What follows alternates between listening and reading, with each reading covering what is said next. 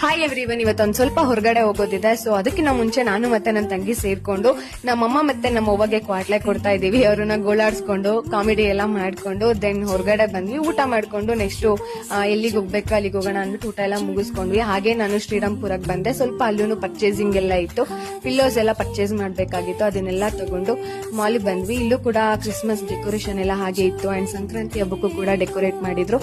ಇವಾಗ ಜುಡಿಯೋ ಶಾಪಿಂಗ್ ಮಾಡೋಣ ಅಂತ ಬಂದಿದ್ದೀವಿ. ಇವಾಗ ಸೇಲ್ ಕೂಡ ನಡೀತಿದೆ ಜುಡಿಯೋದಲ್ಲಿ. ಕೆಲವೊಂದು ಬಟ್ಟೆಗಳ ಮೇಲೆ, ಕೆಲವೊಂದು ಐಟಮ್ಸ್ ಮೇಲೆ ಸೇಲ್ ಇದೆ, ಆಫರ್ ಇದೆ.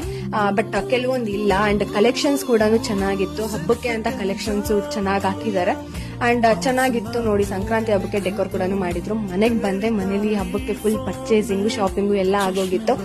ನಮ್ಮ ಅಮ್ಮಂಗೆ ನಾನು ತಗೊಬಂದಿರೋದು ತೋರಿಸ್ದೆ. ಅವರು ಏನಂತಾರೆ ಅಂತ ನೀವೇ ಕೇಳಿ. ಹಂಗೆ ಇರ್ಬೇಕು.